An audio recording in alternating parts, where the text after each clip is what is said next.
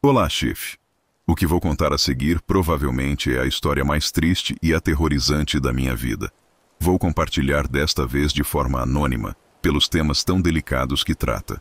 Esta história começa, ou melhor, para ser mais preciso, se revive, quando na segunda-feira, 8 de janeiro de 2023, depois de 20 anos nos reunimos.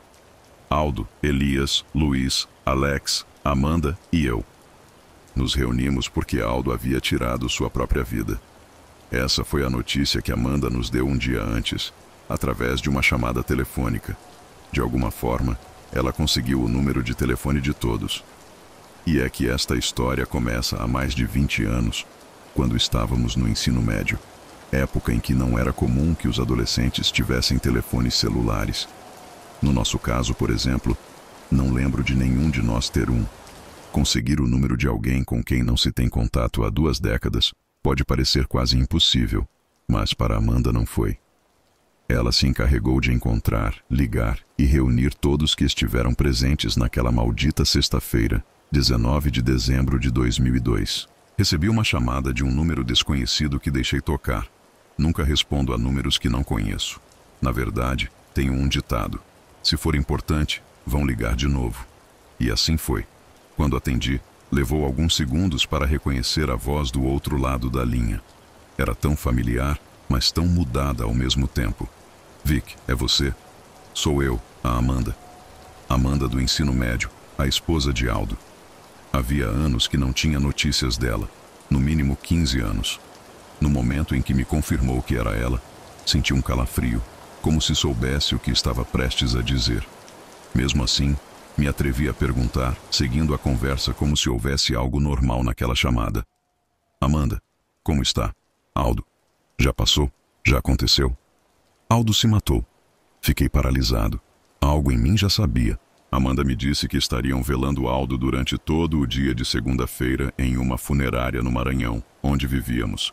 Me apressei para realizar todas as atividades pendentes que tinha naquele dia, e por volta das 3 da tarde fui para lá. Tinha um nervosismo estranho. Ao chegar, lembro de cada detalhe, da dificuldade que tive para estacionar, da sensação das chaves do carro na minha mão enquanto fechava a porta e de cada passo que dei para entrar na funerária.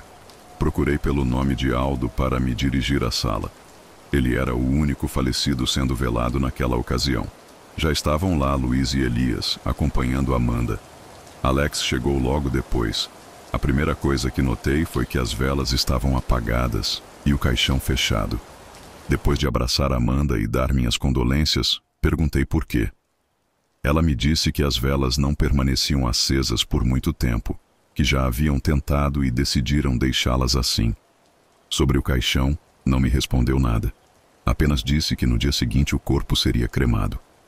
Queria que estivéssemos presentes e, acima de tudo, que depois fôssemos à sua casa para conversar, falar sobre o que havia acontecido 2 décadas atrás. Aceitamos. Era impossível evitar essa conversa. Me aterrorizava pensar nisso, mas tínhamos tempo antes que isso acontecesse. Poderia ser adiado, pelo menos por algumas horas. E assim mudamos de assunto e falamos como amigos que se reencontram, como se não houvesse uma história macabra por trás. Às 2 da madrugada, saímos para fumar. A funerária estava praticamente vazia. Havia poucos conhecidos de Aldo e todas as outras salas estavam apagadas. Sempre tento aliviar um pouco momentos assim através do riso, um mecanismo de defesa, porque sempre acabo fazendo comentários bobos que provocam risadas. Em meio a tanta dor, o riso seja um alívio momentâneo para a alma. Não lembro o que disse, mas todos riram, inclusive Amanda. Não conseguimos conter a risada. Todos rimos forte, como se precisássemos disso naquele momento, como se precisássemos liberar. Não tínhamos chorado, então suponho que, através de uma gargalhada, liberamos muita emoção. Foi então que notamos que alguém mais estava rindo do outro lado da rua, alguém quase invisível entre as árvores, atrás de uma grade que delimitava uma agência do Instituto Nacional do Seguro Social. Alguém ou algo estava rindo conosco. Alguém oculto nas sombras. Um homem de preto, imóvel, que olhava para nós. Nosso breve momento de paz terminou. Ele estava sorrindo para nós. Parecia feliz com isso. De repente, Deu um passo para trás e desapareceu, como se tivesse sido engolido pela escuridão ou como se tivesse evaporado na nossa frente. Ficamos duros, travados. Sabíamos quem era. No fundo, sabíamos de quem se tratava. Tinha voltado para mostrar que tinha levado o Aldo. Para continuar, tenho que voltar e contar o que aconteceu na manhã de 18 de dezembro de 2002, há mais de 20 anos, quando meus amigos e eu falávamos sobre coisas sobrenaturais durante o recreio. Era moda na época. Estávamos no primeiro ano do ensino médio, a 2 dias das férias. E sabíamos que Aldo iria mudar de escola, que nossa amizade como conhecíamos, pelo menos nessa fase, estava chegando ao fim. Pensamos que seria interessante conseguir um tabuleiro ou ouija para brincar, ter uma experiência, uma história em comum para lembrar juntos, se algum dia nos reencontrássemos. Nos propusemos a investigar com conhecidos sobre o assunto. Combinamos de reunir todas as informações possíveis e fazer direito. Queríamos buscar todos os elementos que precisássemos para que realmente funcionasse, para que falássemos com algo. Ainda lembro de tudo que mencionamos na sexta-feira no recreio. Precisávamos conseguir velas pretas para colocar em cada canto do tabuleiro, um copo de água, um prato com sal e selar o tabuleiro com sangue dos participantes na sessão. Não era nada surreal. Nos disseram que bastaria furar um dedo e colocar no tabuleiro. Enfim, já podem imaginar tudo o que tivemos que procurar. Ao sair da escola, nos reunimos e fomos comprar o tabuleiro e os ingredientes que precisaríamos. Só faltava uma coisa importante: o local onde poderíamos brincar sem que ninguém nos incomodasse. Elias se lembrou de uma construção grande, parada, atrás da casa dele. Não era nada assombrado, apenas uma construção parada por falta de dinheiro. Nos pareceu uma boa ideia e nos pusemos a caminho para fazer isso. Já no local, buscamos o lugar mais escondido, onde entrasse menos luz do sol e, sobretudo, com medo de que alguém de fora visse que estávamos acendendo velas, pois sabíamos que isso resultaria em uma boa bronca.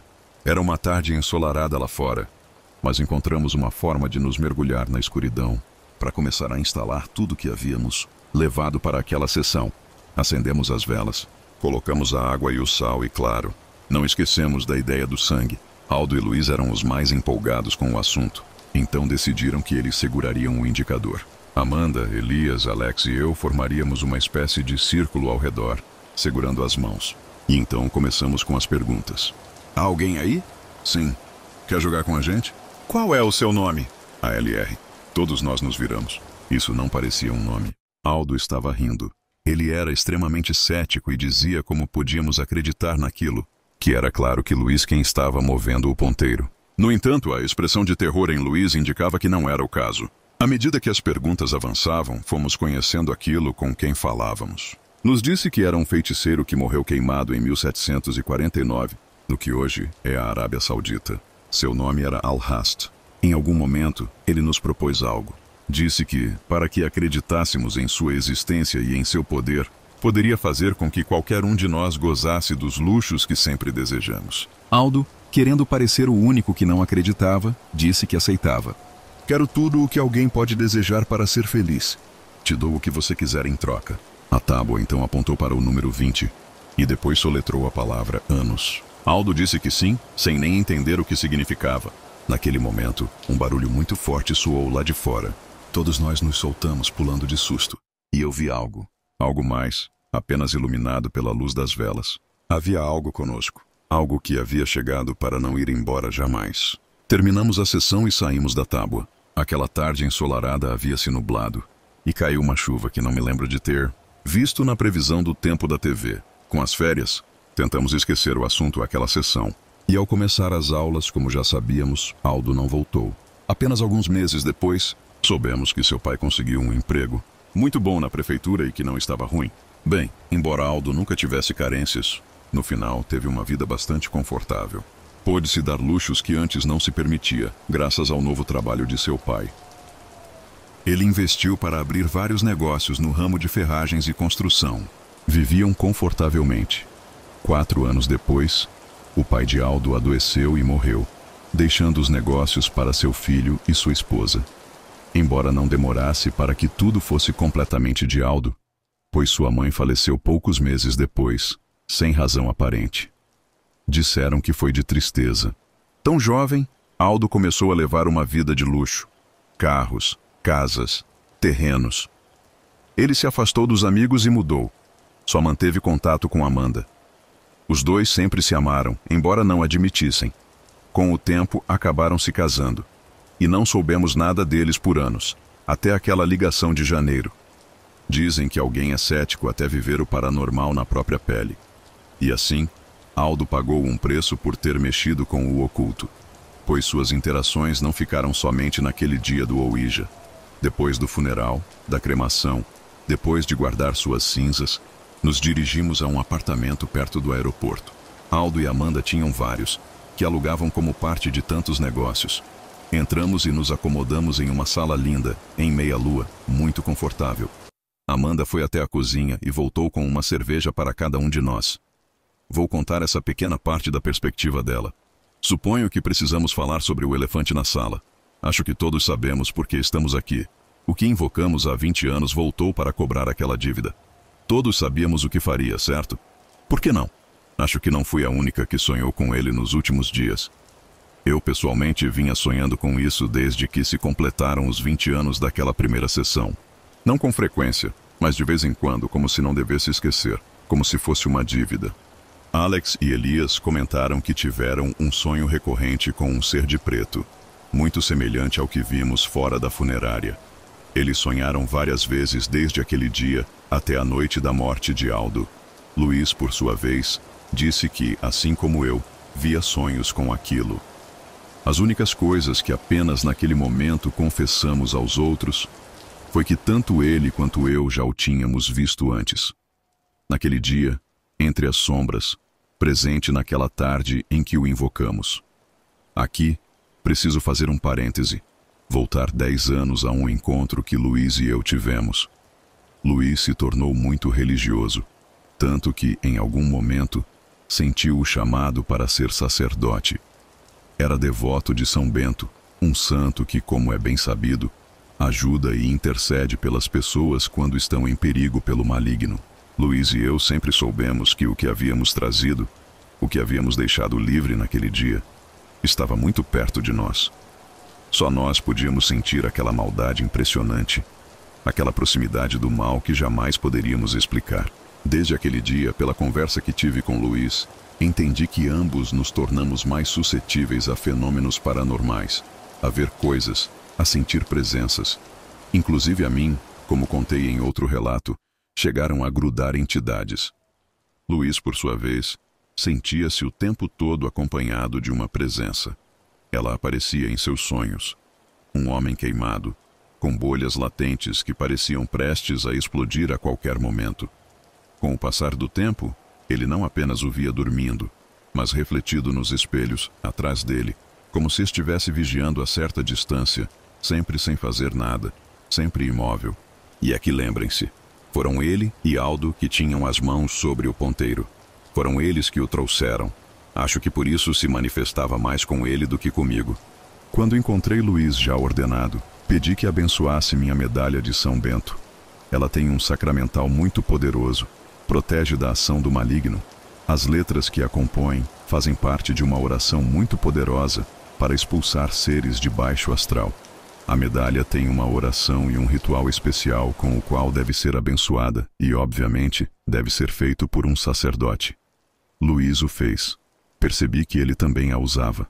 Alguns anos atrás, fiz uma tatuagem da cruz de São Bento.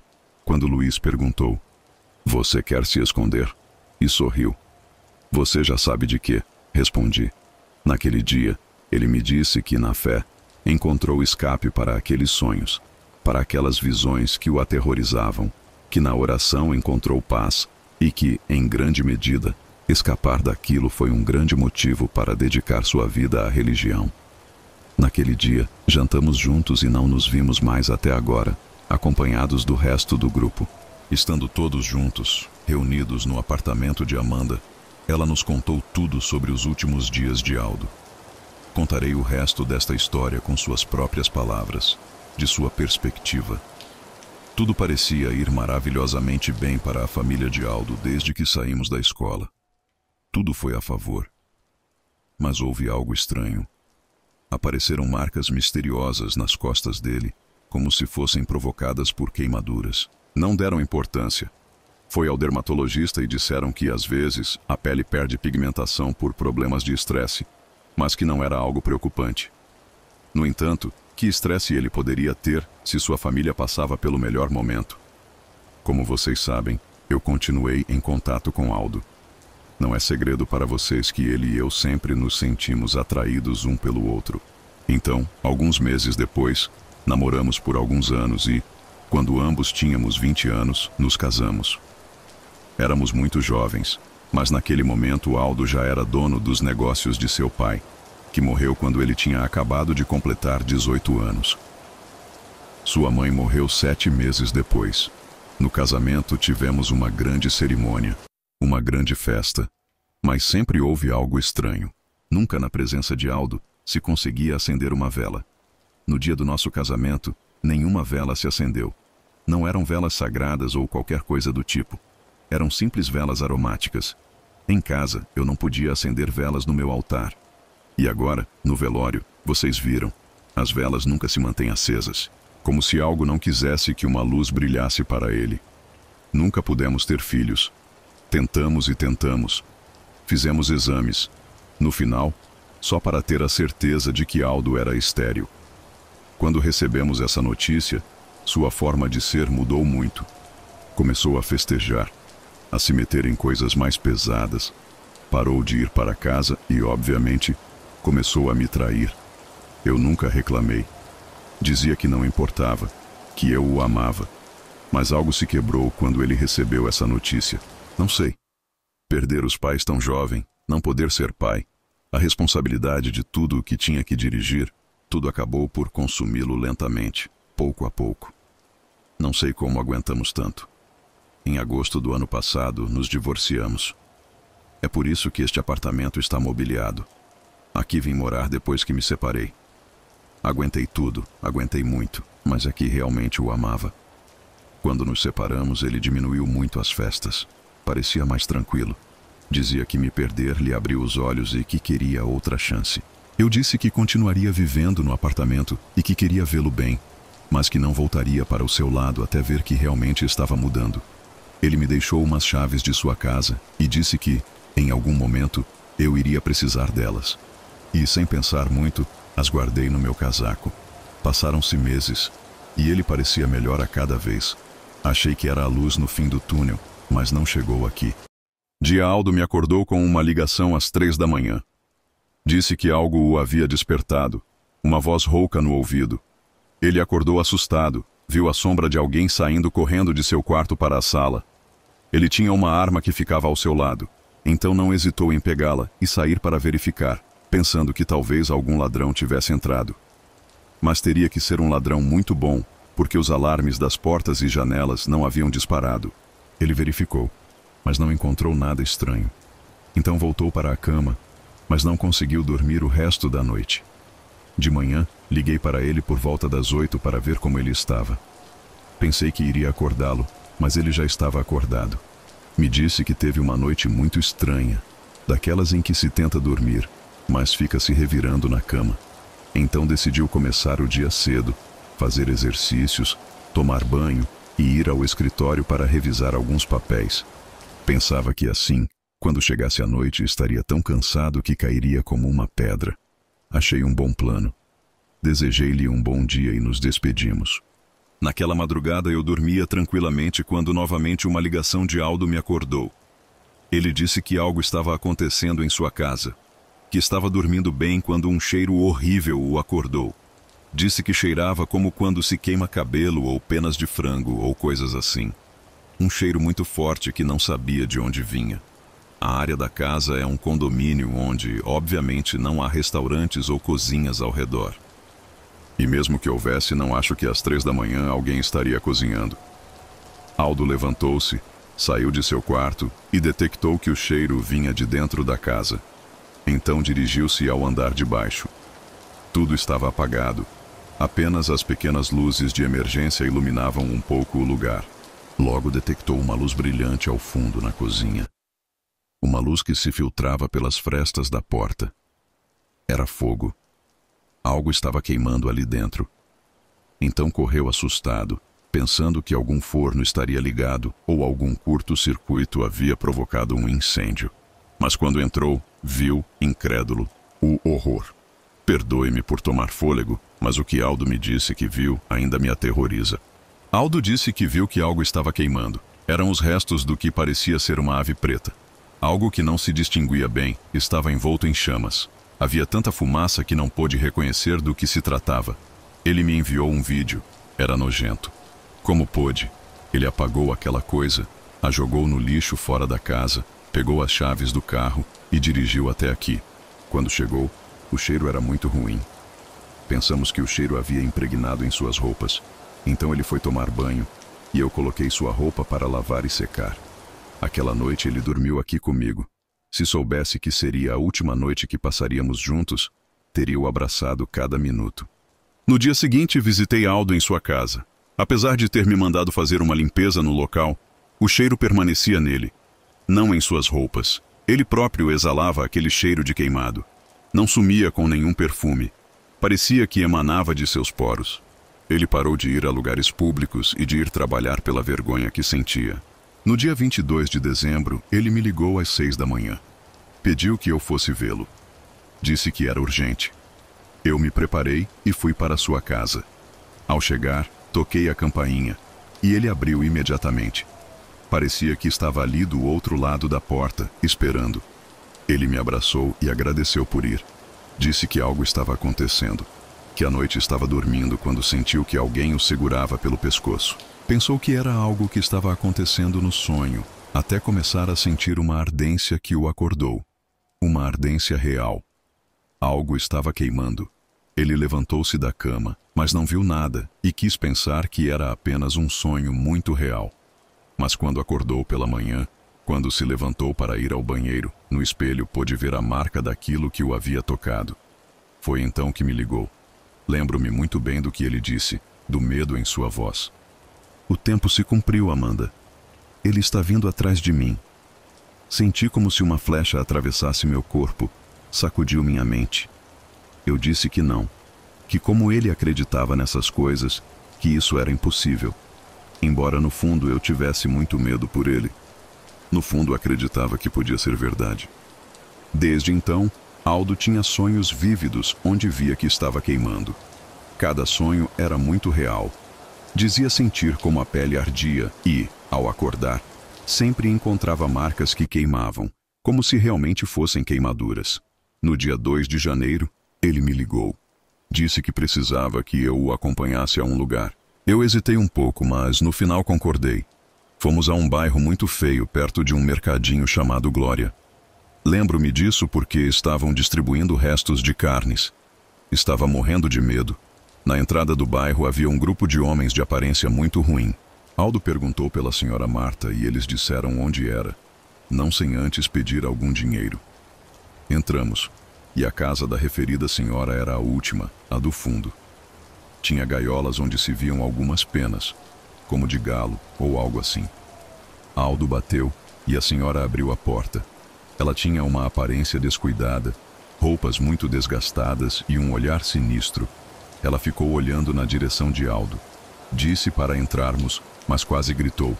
Você não é bem-vindo. Aldo ficou parado, pensando que se referia a ele, mas a senhora o puxou pelo braço para levá-lo para dentro. A primeira coisa que ela fez foi perguntar: o que você fez? Ela não sabia por que estávamos lá e, ainda assim, fez essa pergunta. No início, tentamos fazer com que ela acreditasse que não sabíamos o que havia acontecido, mas a senhora sabia mais do que aparentava. Terminamos confessando o que tínhamos feito anos atrás, com detalhes. Ela ficou em silêncio por um momento. Depois levantou o olhar, olhou fixamente para ele e disse que não podia ajudá-lo, que ninguém podia, que esperava que ele tivesse aproveitado, porque era sua vez de pagar.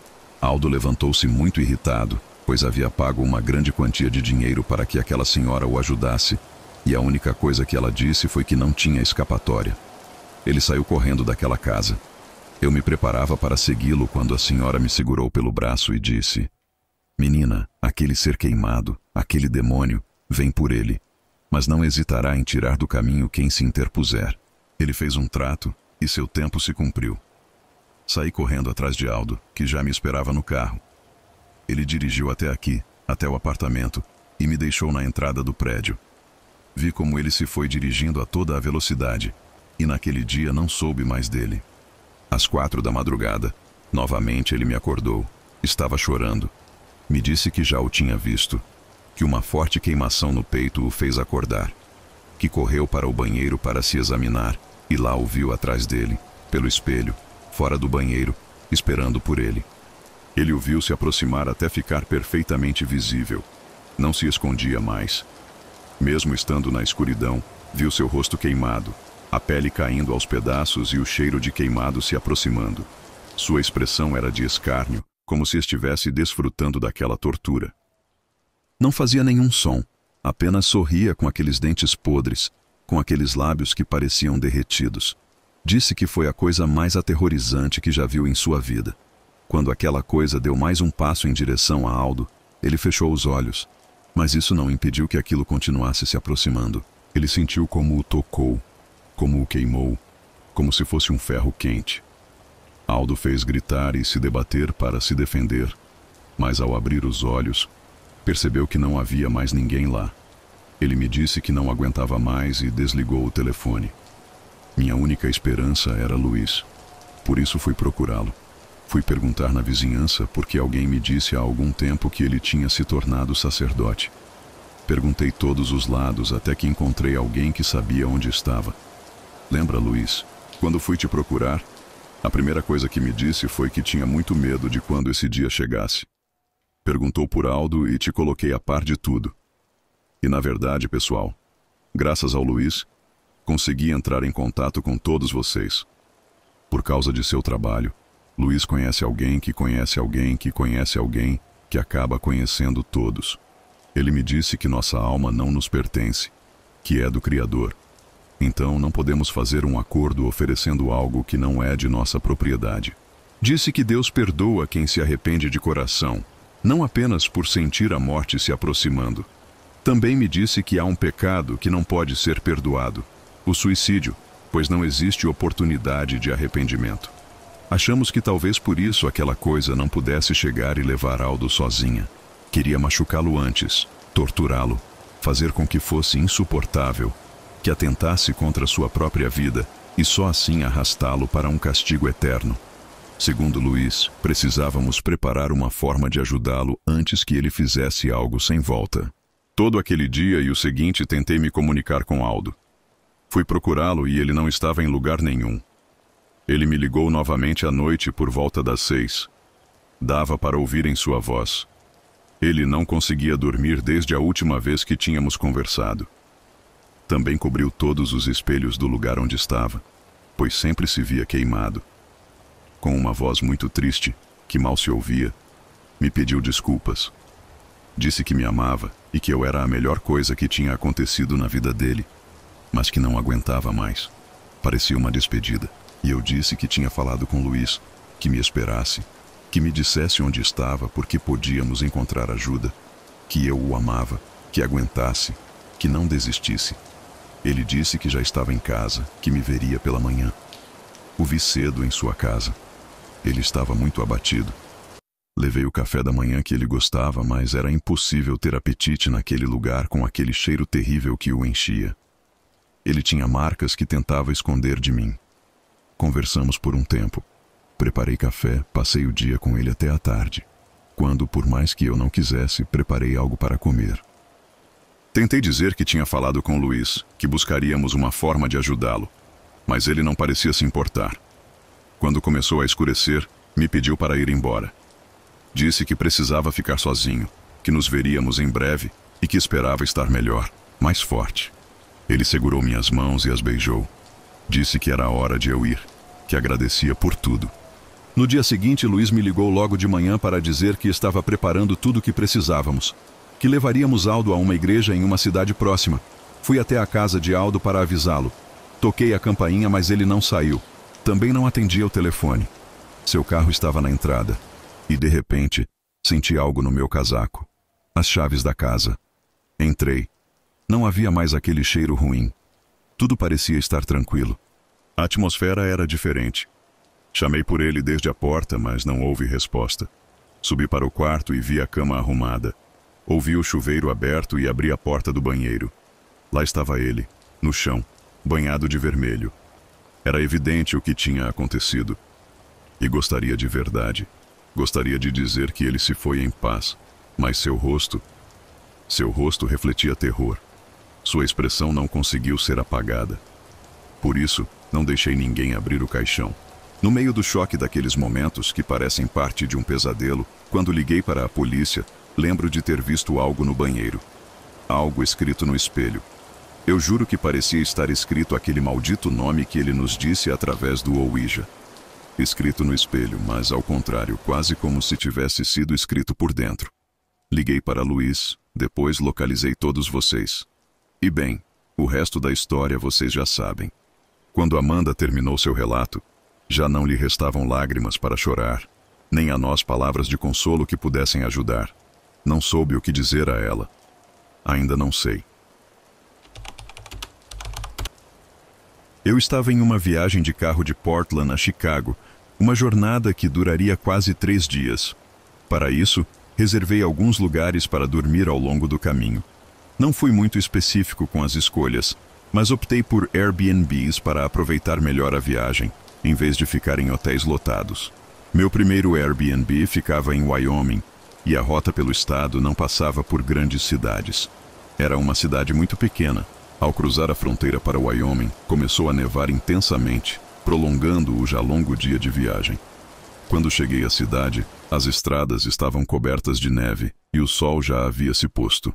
Tudo estava muito tranquilo. Não sei muito sobre pequenas cidades, mas aquela parecia exatamente como eu imaginava, especialmente em um estado de baixa população como o Wyoming. Esperava encontrar um McDonald's ou algo parecido para pegar um jantar rápido, mas logo percebi que não haveria nada do tipo.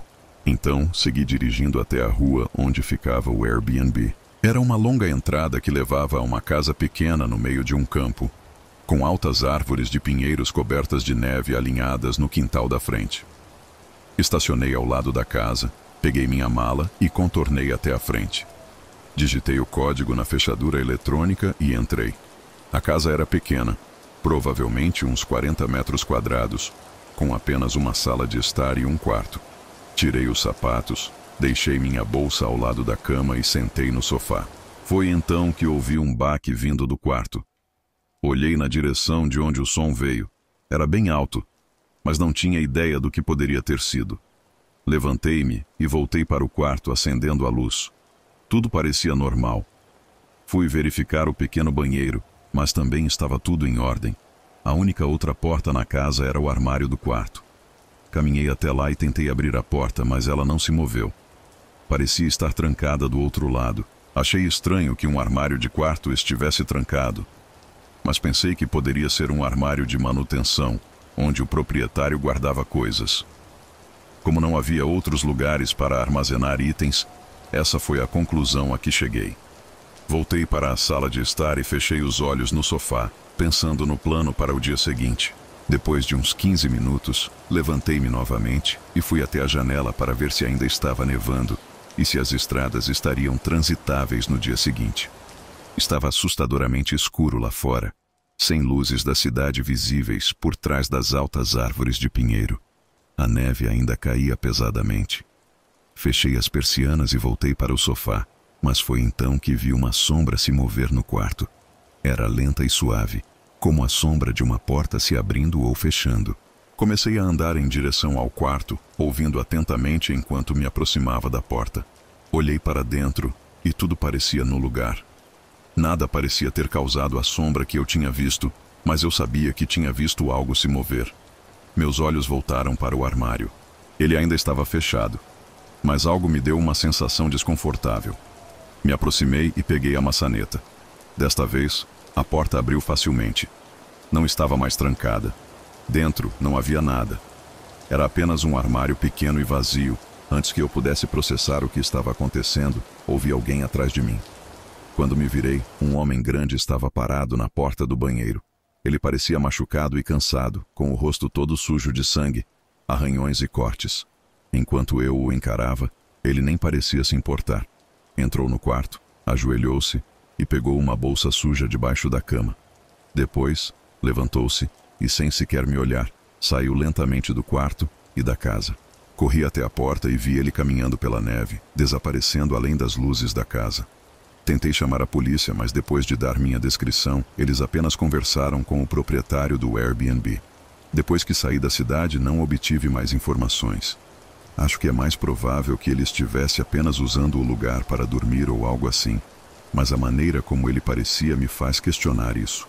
Nem consigo imaginar o que poderia ter acontecido se eu tivesse ido direto para a cama naquela noite, com o homem se escondendo no armário a poucos centímetros de mim. O que vou contar aconteceu com meu pai quando ele tinha pouco menos de 12 anos. Ele ficava sozinho de madrugada em casa, apesar de ser muito pequeno. Sua mãe tinha que sair para trabalhar, pois era garçonete, e seu irmão mais velho saía com os amigos. Como naquelas áreas eram comuns as gangues de tráfico, meu pai não gostava de acompanhá-lo e preferia ficar sozinho em casa. Uma dessas noites, ele estava na sala, ao lado da porta principal, deitado vendo TV. De repente, ouviu 2 golpes na porta. Pensou em abrir, mas como já passava da meia-noite, não se sentiu seguro. Achou que poderia ser seu irmão ou sua mãe, mas logo pensou que eles teriam chave ou chamariam por seu nome. Olhou o relógio e era cedo demais para ser eles. Então decidiu olhar pela janela ao lado da porta para ver quem era antes de abrir. Quando se aproximou da janela, não viu ninguém e voltou a se deitar, pensando que a pessoa havia ido embora. Porém, novamente ouviu 2 golpes na porta. Ele se levantou e olhou pela janela de novo, mas não viu nada. Em vez de se assustar, pensou que poderiam ser seus amigos fazendo uma brincadeira. Então decidiu ficar perto da janela para surpreendê-los na próxima vez que batessem. Quando ouviu o primeiro golpe, correu para a janela e abriu a cortina rapidamente antes do segundo golpe, mas não viu nada. Isso o aterrorizou, pois não havia como alguém se esconder tão rápido.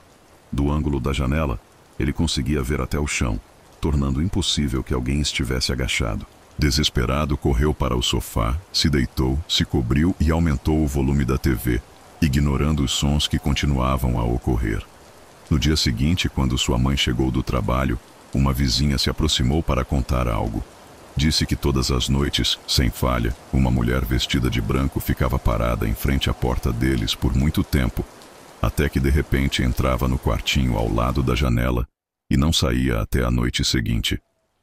Esse quartinho era onde dormiam as lebres. Ao ouvir isso, sua mãe contou aos filhos para que tivessem cuidado, pensando que talvez fosse alguém rondando o bairro. Eles verificavam o local todos os dias, mas nunca encontraram nada estranho. Meu pai, no entanto, ficou muito assustado ao ouvir. Sentiu um calafrio percorrer seu corpo, pensando na possibilidade de ter aberto a porta naquela noite. Imaginou-se cara a cara com aquela mulher, ou, pior ainda, ela entrando na casa enquanto ele estava sozinho. Gostaria de dizer que isso foi a única coisa que aconteceu com meu pai, mas depois de tantas noites sozinho, há muitas outras histórias para contar. Assim que puder, vou reunir todas e compartilhar com vocês, se estiverem interessados.